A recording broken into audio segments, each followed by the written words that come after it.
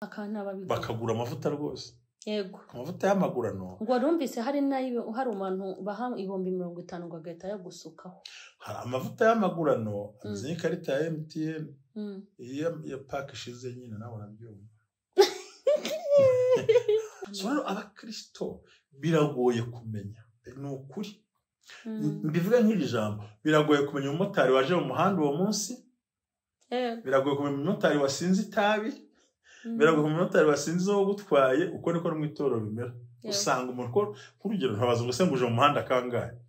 So ibyo rero bigora abakristo ariko ariyo mpamvu yavuze ngo ariko abanyabwenge bazarabagira. Andi makuru utari ufite ujya gusaba divorce ati twavanze ivangamutungo twereka ibyo wazanye. Sawa rero ariko azashya ati zana ibyo wazanye turebe tubitwereke kuko hari umuntu azakeneye gutwara kare agati noneho ntibakigabanya zana dore Imana nyikomeye amashi baravuga ngo zana twereke ibyo wazanye. Yego ikindi cya kabiri ntawe ukirega abantu ngo ntahahira urugo kuko haha ufite ubushobozi ahubwo werekana fagitire z'uko abana bagiye biga.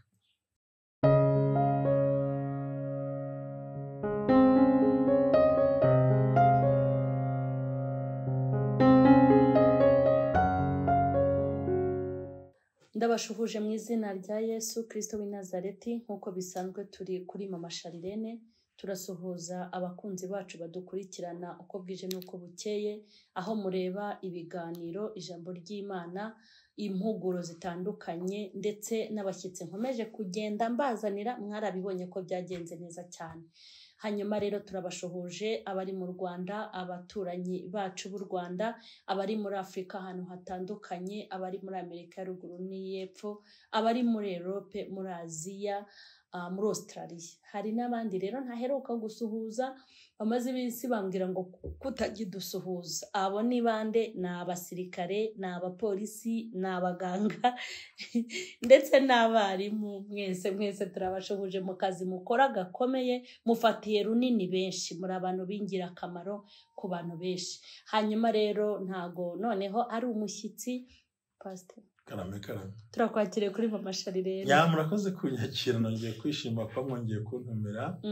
Imana ibaho umugisha mu izina rya Yesu. Amen. Nubwo uruzi nongeye uyu mwenda nabonye barawukunze nongeye ndawo ariko nanjye ndawukunda ariko ubwo agiye twabihuje. Made in Rwanda ariko ndayikunda nukuri. Tundi uko mbona umukara n'umweru. Buriya mu mwuka rero nabwo. Oya mu mwuka bwo turambarana mbona data na papa wawe bavukana. Yego. Hanyuma rero twongeye kwishimira cyane kongera kuguha ikaze kuri Mama Sharirene. Ubushize waduhaye impuguro n'inyigisho bitugwa neza kandi abantu benshi byabagiriye umumaro.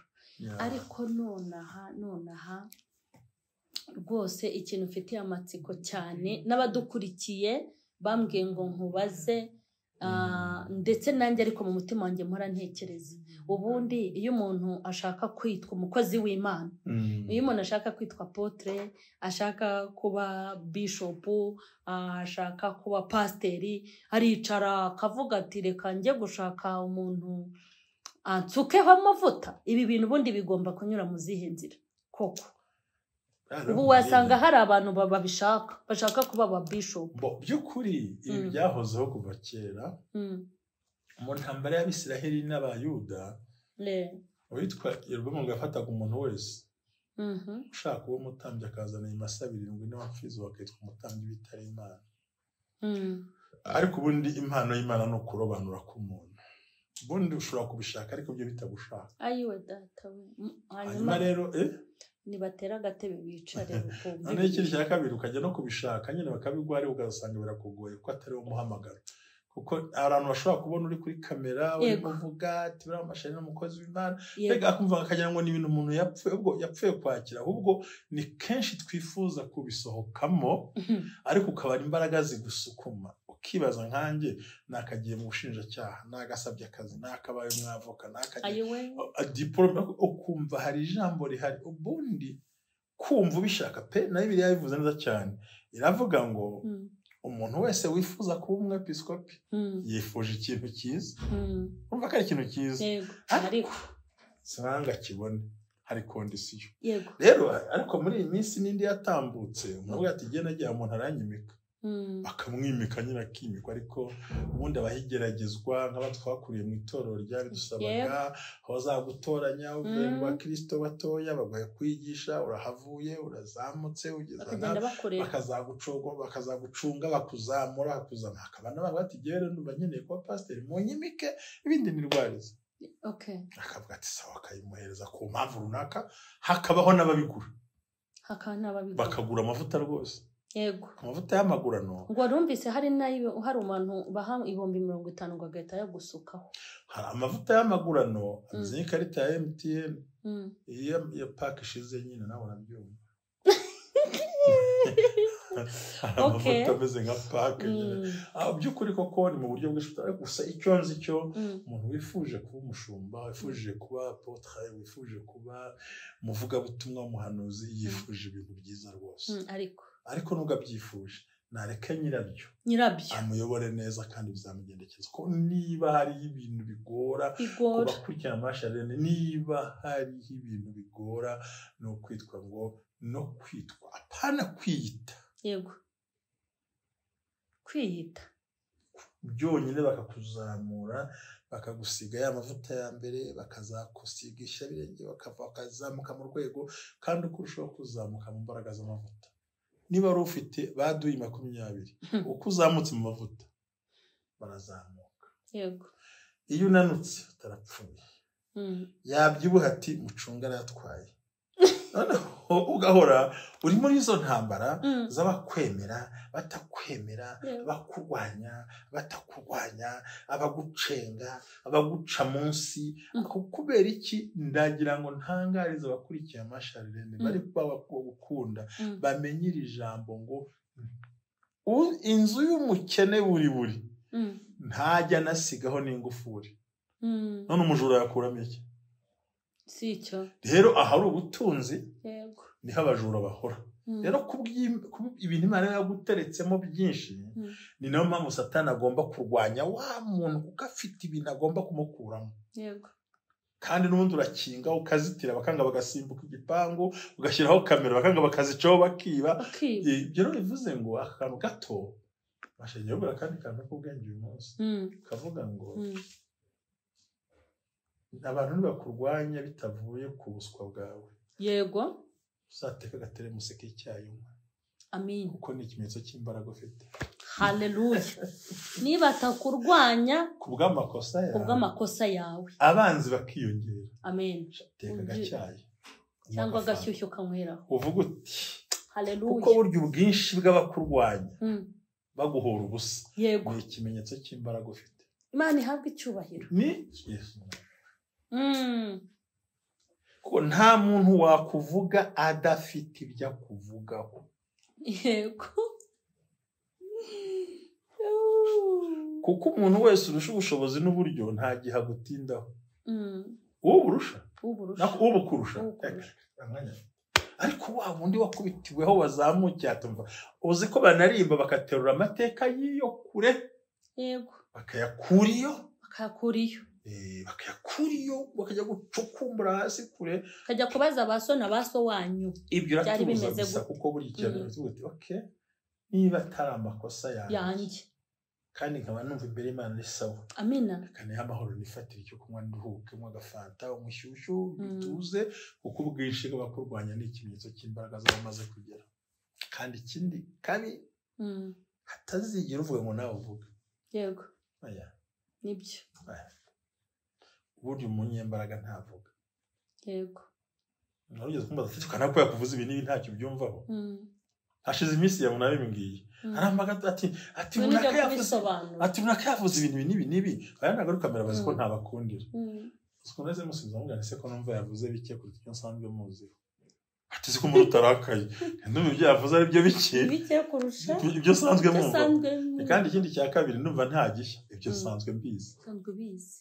Tuzi umutima ukorera Imana. So rero ubyifuje ni byiza, ariko bamo intambara. Ariko icyo mbikundira nuko bamo intambara umuntu arwana kandi akirwana bucece. Ubundi bivugira hejuru ukavugira hasi. Yego, kandi ikimenyetso cy'uko ibyo urimo Imana ibirimo si uko ubigirira nk'amahoro, ahubwo nuko wabikurwanyirizamo kandi ukanga ukabihagararamo. Amen. yego Imana nimuha umugisha dukomeje kuryoherwa n'amagambo meza amurimo ariko nonaha muri aka kanya pastor hari ikintu nifuzaga kukubaza ni gute abakristo urabona bifitiye inzara bafite n'inyota umuntu arajya kuguza banki agahita afungura urusengero agafungura urusengero afite tageti y'ukuntu agomba mu myaka 2 namara gukuramo aye ahita arugurisha ariko nyamara b'abana bato mu gakiza b'abantu bakijijwe b'abantu bashaka kwimenyera Imana ntibazi gutandukanya uyu muntu turabwirwa n'iki ko afite inzira z'igisiyoni ngo tumukurikire ko twishakira Imana turabwirwa n'iki imyuka n'umwuka turabigenza gute ugasanga rero abantu ahantu hose bababwiye ngo hari Imana bagiye na hatari Imana kuko ubu maze kumenya ko hari n'abantu bafite izindi mbaraga mu nsengero ni gute abantu bari gukizwa ubu bazamenya imikorere y'umwuka n'imyuka ngo babashe kubitandukanya abashaka kwigira mu ijuru bajyeyo buriya rero hari ikintu kimwe tureba hari ijambo uteruye uravuga ngo yagiye muri banki afata ideni niba uzaryishyura cyangwa n'itorero ntabwo riba rikirirye rero kuko aba yafashe ideni mu izina ry'itorero kandi itorero si umuntu ahubwo itorero ni abantu babigizemo uruhare ashobora kurifata ku giti cye nka bizinesi ariko azi ko abakristo bazarimufasha ariko nabo batazi ibyo bari gukora nicyo kinyoma kigezweho muri iyi minsi ya none ubundi sibyo icyo kinyoma kigezweho kandi kitari cyiza kidafite uko gisobanukiwe genekereza ko abakristo ubundi reka tuvuge iri jambo icyo babonaga mu bayobozi b'amatorero si icyo barimo batubonaho yego ariyo dukeneyeho urukundo ukuri imbabazi kubagira inama no kubayobora mu bugingo ibyo rero hari igihe bigera bagahura na Yuda ko na Yuda ntiyasibaga nta hantu Yesu yagiye Yuda batari kumwe cya kabiri yayibuka amagambo agaragara mu gitabo cy'abami cya 2 umugabo hafi mu bice 5 aho ngaho umugabo witwa Elisa ngo arangije yari kumwe n'abana b'abahanuzi ngo bajya bashonje bajya gushaka imboga ijambo ryibuka ngo barateka inkono itangiye kubira ivuga umwe muri bo amasharire n'umwe wahe muri bo ntabwo ari umwe wo kwa rubanda n'umwe wo muri bo arahaguruka nkurikira unyumve aragenda ngo asoromwa imitanga arayikeka yitonze ngo araza acunga inkono ajugunyamo arangije yicara mu itorero yicara mu bahanuzi n'umwe muri abo adashaka kubwira ijambo byicwa n'umwe muri twe bamwe muri twe kandi birigaragaza ko atasoromye umutanga atawuzi yawusoromye awuzi ngo araza kubita mu nkono yicara arambemera arategereza bimaze gushya nawe ajya kurya mu bandi bagira gute yego arangije ati ko birura ngo nuko akora ikintu nakunze uvuga ngo amina nakunze ikintu kimwe nuko yagiye gushaka umutanga hanze agasiga ifu mu nzu yagiye gushaka ikica igikiza agisize mu nzu yego ikikurengera kiri muri wowe amen ikigutabara kiri muri wowe ikigushoboza kiri muri wowe rero abakristo biragoye kumenya ni ukuri mbivuga nk'iri jambo biragoye kumenya umumotari waje mu muhanda uwo munsi biragoye kumenya umumotari wasinze itabi biragoye kumenya umumotari wasinze wo gutwaye uko niko no mu itorero bimera usanga umuntu nk'urugero ntabaza ngo se nguje mu muhanda kangahe ibyo rero bigora abakristo ariko ariyo mpamvu yavuze ngo ariko abanyabwenge bazarabagirana amen umuntu yagombye kugira ubwenge ahari ndigishwa iki ndakira iki nderekeza he ndagana he utagize ubwo bwenge rero nubwo abantu bagwa bamwe baranabiretse rwose barabireka burundu. Hari n'uwanambwiye ati niba umugore wanjye wirirwa aririmba adakijijwe ati ntandi nakura Imana ati reka nsubiraho narindi. Icyo bita kuba umureberi mu rugo mu buki hose ugasanga ibyo rero byose kuri hari n'ibindi binakomeye. Ese kuvuga ibyo ngibyo ntuvuge gusambanya abakristo.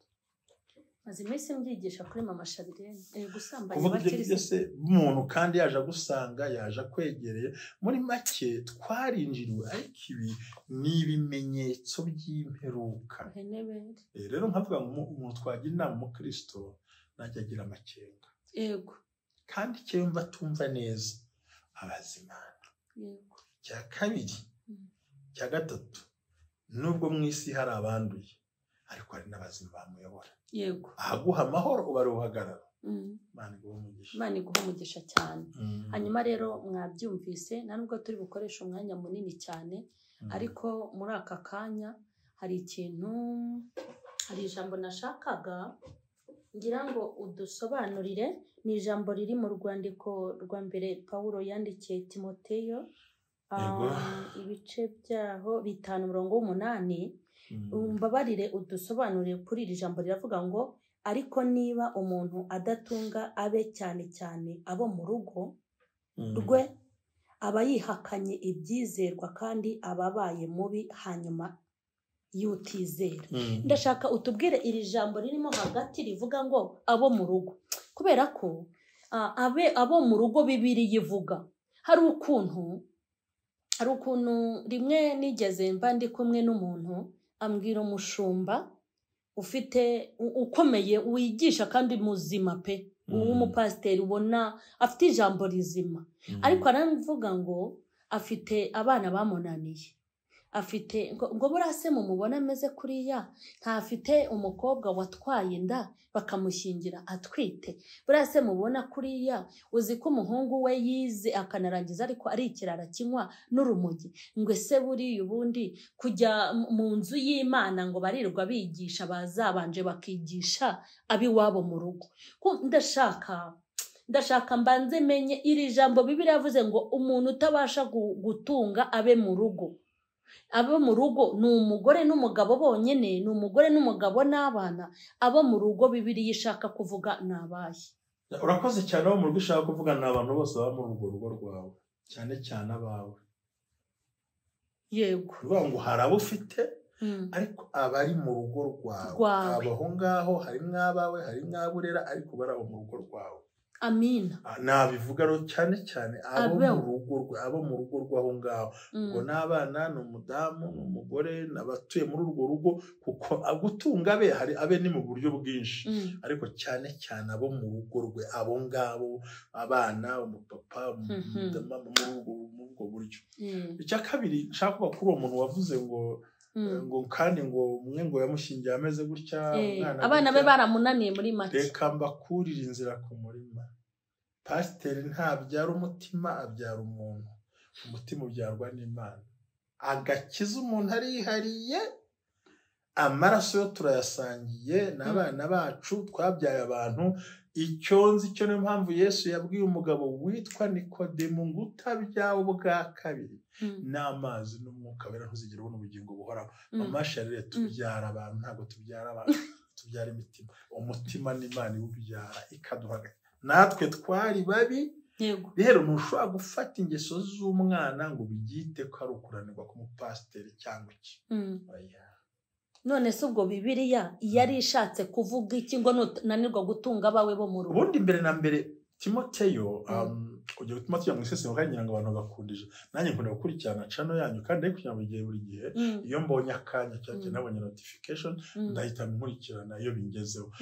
Nzi ko abanyabwenge babyumva. Ubundi izi ni impuguro yarimo ahugura witwa Timoteyo kuba cyane Timoteyo yakoze umurimo ari umusore. Yego. Cya kabiri Timoteyo akaba afite ikigeragezo kimukomereye cyuko mu Bayuda ntibamwemeraga no mu Bagereki ntibamwemeraga. Kuko rero nyina ni ibintu bitari bizoroshye. Yajya mu Bayuda atudora umugira icyaraje. Ngaho ni mu nyuma. Yajya mu Bagereki mwirukana umuyuda. Kwanza nta nubwo yanakebwe. Nawe akaba n'umuhungu wikundira siporo. kunda kunezerwa ariko akaba afite impano ikomoka muri nyirakuru na nyina, impano y'umwuka wera. So rero angati jya ukangurira ko imigani y'abakecuru, angati kwitoza ku mubiri kugira umumaro muri bikeya, ati kangurira abantu, angati sinshaka no kabapfakazi ukiri muto mu mushyingire, n'undi ushoboye mu mushyingire uteze imyaka 3 mu mushyingire, ati uko sinkeneye ko abakazitera ahubwo nibakore. Ariko wagera ku murongo w'8 ukabona mu buryo bw'ubusobanuro ntabwo ari kurengurira ku bapfakazi, ahubwo ari marabwira twe twese ngo ariko iyo umuntu atabasha gutunga be, ubwabe ni baramunaba ku bene wanyu ukomokaho nabo mu miryango ya kure, atabasha gutunga abe, ubwo nabakure buzukuru abaki hose, ariko ngo cyane cyane abo mu rugo rwe. Urumva ko bimusobanura rihise riva mu bapfakazi, rivuye mu bagore b'ibana, rivuye ku bagore, rihise riza muri rusange twese. Iyo umuntu adashoboye gutunga abe, ariko cyane cyane nuvuga ngo nge umwuzukuru narara ubusa ntabwo Imana izabimbaza, kuko afite se, afite na nyina, afite uburyo namuha. Umukobwa wanjye ho namushyingiye narara ubusa, si inshingano afite umugabo.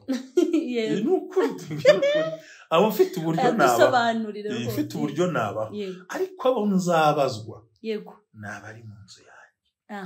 Niko birishaka kuvuga. Mama wawe ufite icyumuha nta rubanza rwazo ko arifite umugabo ari iwabo, ariko wowe uraho wicaye babandi bo mu rugo ko babonaga abapfakazi badasenga ngo Imana yaje ibigenza badakwati, utabasha gutunga abe cyane cyane babandi mwinjira mugakinga mukarara mu nzu mu ijambo rimwe, yaba rurara muri annexe, yaba rurara mu nzu nini, yaba rurara mu gipangu, ariko murakinga mukagira gute. Abo rero nibavuga ngo cyane abayihakanye ibyizerwa, abari inyuma y'utizera. Kandi kudatunga harimo gukora, gushakisha, si ugutegereza ngo nambonye Imana iraje bikora, ni ugukora kugira ngo nawe utihakane ibyizerwa. Ahandi nasomye mu zindi ndimi z'amahanga baravuga ngo uwo muntu abari inyuma ya Satani. Mbega ni umupagani nyuma, kandi twari tuzi ko inyuma ya Satani nta wundi muntu ubaho. So ngo utabasha gutunga be cyane cyane abo mu rugo rwe, babakozi n'abantu bose n'abana bawe bari muri iyo nzu yawe, abayihakanye ibyizerwa kandi abari mubi hanyuma y'abandi bose babi.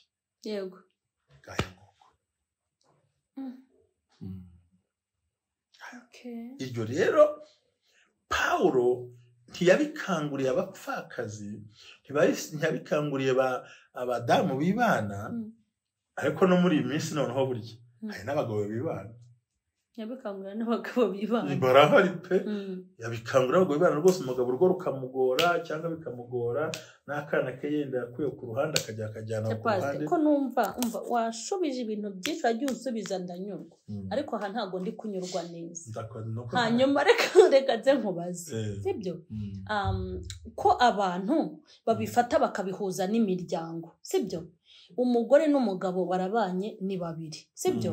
Uko biri kose ababurana ari babiri, umwe aba yigiza nkana, sibyo? Umugore arakamejeje kuri pasiteri, kuri mwarimu cyangwa wa muhanuzi cyangwa umuvugabutumwa, afashe ibye aragiye. Wa muntu kubera yuko umugore yamucitse akagenda, ukabona n'itorero bahise bamwambura inshingano, cyangwa se agira ipfunwe ku bw'aya magambo yirirwa avuga. Ubwo ngubwo bishatse gusobanura iki? Ndashaka nongere nyumve neza. Urashaka kongera kubyumva neza? Kucyumva neza umugore n'umugabo, sibyo? Nakubwiye ngo iyo ari babiri, umwe aba yigiza nkana iyo bari kuburana. Hari uba ari umunyamakosa aho ngaho hagati y'umwe, nubwo abantu batabasha kubimenya. Umugore arakunaniye, afashe inzira, nta ruhare wabigizemo, afashe inzira, ataye urugo. Itorero riraguhagaritse, nimba uri umupasiteri urahagaze kuko umugore wawe yagutaye. Nimba ufite inshingano mu itorero baguhagarike kuko umugore nako yagutaye. Na wa muntu koko ahise yumva yuko, cyangwa n'abantu bahise bumva yuko inshingano zagize gute, zamunaniye. uyu muntu agomba kurwana gute? Ese koko nibyo niko byari bikwiriye? Nimba umwana ari kunywa urumogi yananiye ababyeyi, nimba umwana ari kwiba, hari umuntu nzi barashe umwana we yibye kandi yari umukozi w'Imana yaranitahiye, baramurasa arapfa kubera kwiba.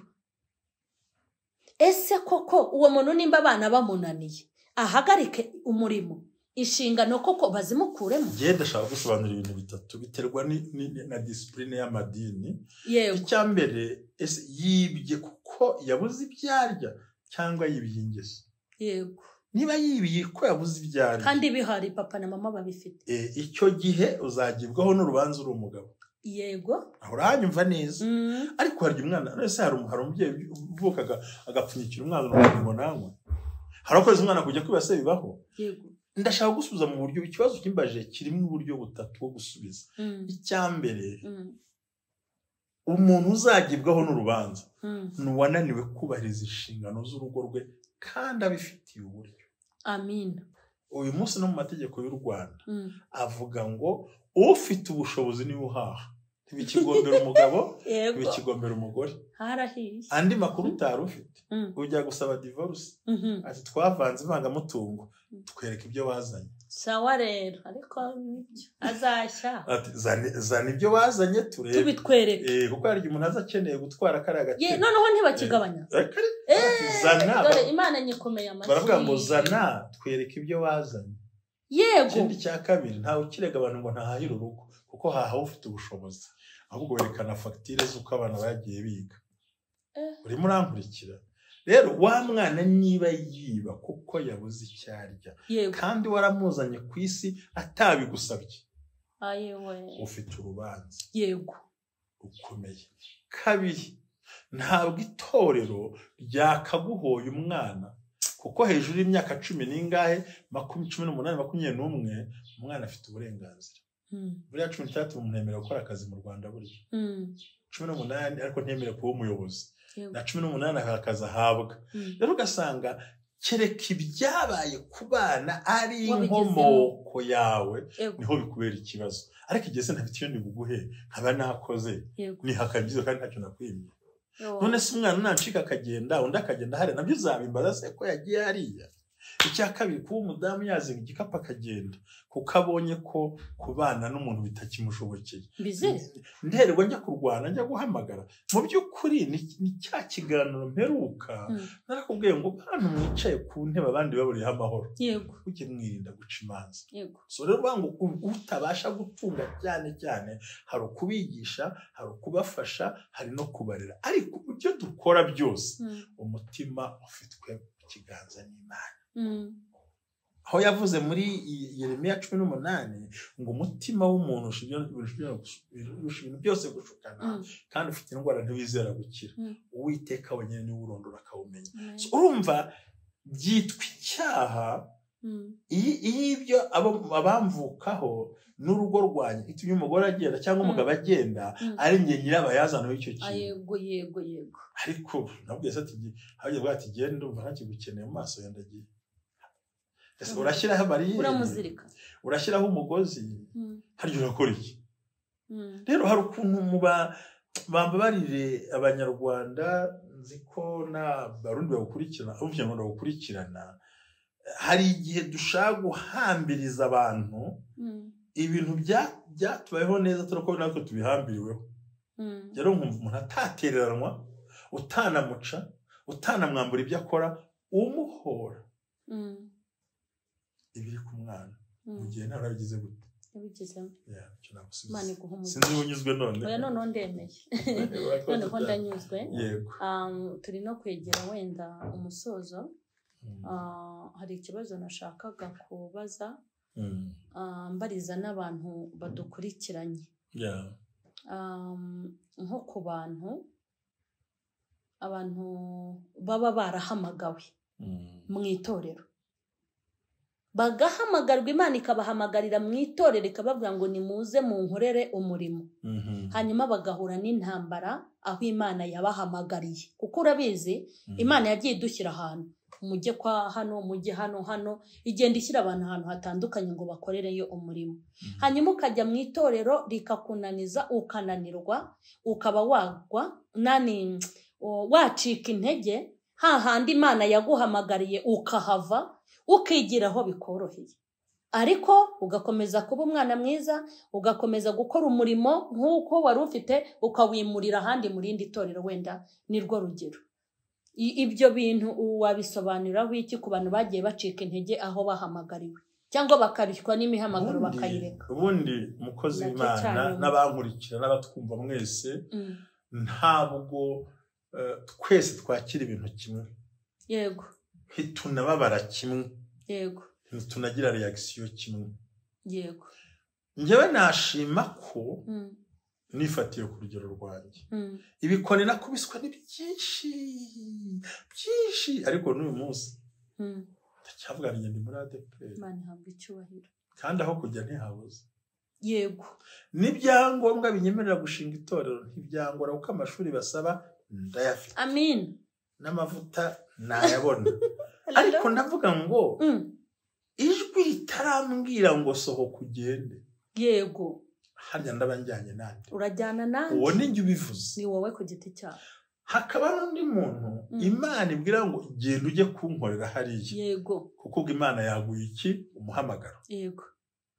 Hakaba n'ubwo ati ngiye biranane ngo ndiye gusara gutya, reka nikorera ibyanjye nigenga. Ubundi kuhunza aho wahamagawe, aho ugiyeho nta Satani haba. Si cyo. Ako niko kibazo kanje rero. Satani akorera hose, ahubwo ikibazo biterwa n'uburyo umuntu yakira ibintu, ukuntu arwana n'ibintu, ariko nge nashima ko uguma hamwe, ariko Imana yavuga ngo genda wagura ubwami bw'Imana. Ko nge mu buzima sinjya ndwanya ushinze itorero, sinjya ndwanya ushinze icyumba, nkiba na paruwasi abandi batangije itorero bati dukora ibintu bindi, reka ntiyaguye, mureka yagura umuhamagaro. Niba ari iby'Imana bizakomeza, niba ari iby'abantu ati ubwo nagaruka ntuhazaga ari pasiteri, nubwo nyine yavuye hari umukirisitu, nubundi ugazagaruka azi ibyo agomba kuba agarutsemo. Rero bivuze ko ikitugoye, nongere ngo usubiremo ijambo nakubwiye ubushize ngo abantu benshi ni abanyamafuti turushanwa kuyahisha. Kabiri hamubwiza ukuri, ntawe utaremererwa, ariko ntitwakira umuzigo icyarimwe. Yego. We ntiwicara kuri ntiwarucara ku ntebe y'imbere se ntuyiza, aho wicaraga ndahazi hariya. Utitaye ko X avuga iki, Y avuga kiriya, kandi ugafashwa, kandi umwuka yamanuka ukanezera. Icyo gihe bivuze iki? Ntabwo tubasha, abantu badukurikira ku mashini batwumve, nubona umuntu hari byananiwe, yego, yageze ku mwisho kumva nta bundi buryo afite. Nta bundi buryo. Ese tuhita tumuhirikana no ko yabuze ubundi buryo, cyangwa tumusapotinga? Tumuhe support. Icyambere nimba tugomba kumugirira, hari ugenda kwananiwe, hari ugenda ko atabishobora, hakaba n'abaresista kuko hari uburyo babihawe.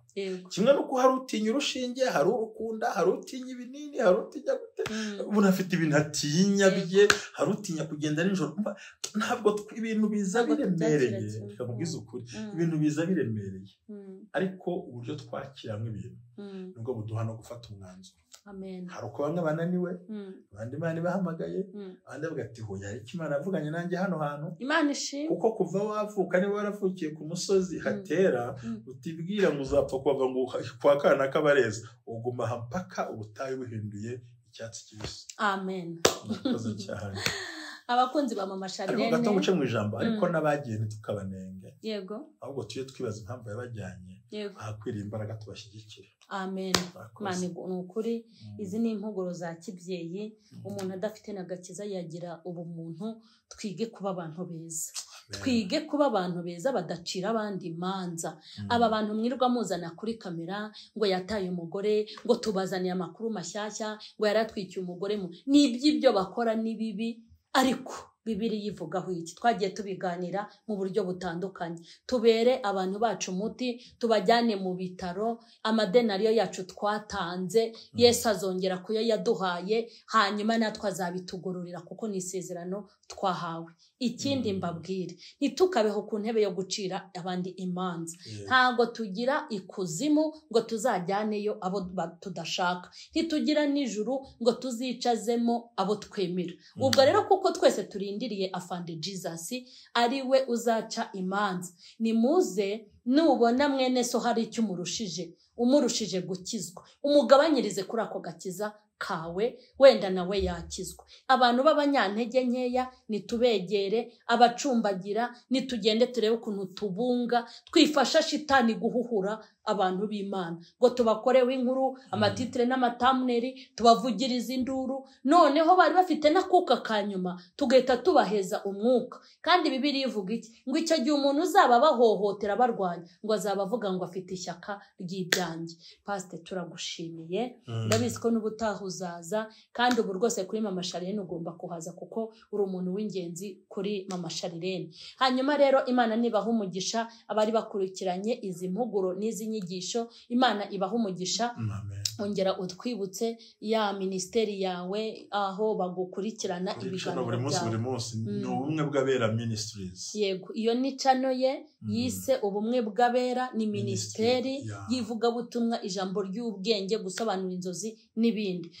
Itorero, yego, ntabwo ari yego, ibyenda no kuba n'idini. Yego, naho umuntu wese yisanga ariko akaba mu itorero rye. Amen. Uko tuganira umuntu akomeje mu itorero rye. Yego, nta mpamvu n'imwe. Rero gukora subscribe ni ituro ikomeye, comment ndetse na share, mugende mubikore, hanyuma murebe ubutumwa bwiza. Tuzashyiraho na link y'ikiganiro, ariko bahaye na nimero za telefone. Ya ni 0785554028. Mama Charlene ndagushimiye ku bantu miye. Nawe urakoze kwitabira ikiganiro tuganiriye, kandi twongere twisegure ku bakunzi bawe bya bitekerezo byacu. Yego, nta mugambi wo gukomeretsa dufite, nta n'uwo twenda kurwanya rwose. Ukomeretsa tubabarire, ariko uwikomerekeje nta muti tumufitiye. Arivura. Hanyuma byari ibitekerezo byacu, kandi dushaka kubakana. Murakoze, Imana amen. Muzanyandikira muri comment, mujye mumbwira n'abandi mukeneye ngo mbabatumirire kuri Mama Charlene. Gusa ubu ngubu ni gihe watumiye nabitekereje nawe, kandi nimba ufite ibintu byiza byo kubaka utaje kuvugiriza abantu induru, ni karibu kuri Mama Charlene. Ngaho rero mukore subscribe abatarayikora, comment, share, inama n'ibitekerezo birakenewe. Imana ibaha umugisha. Amen.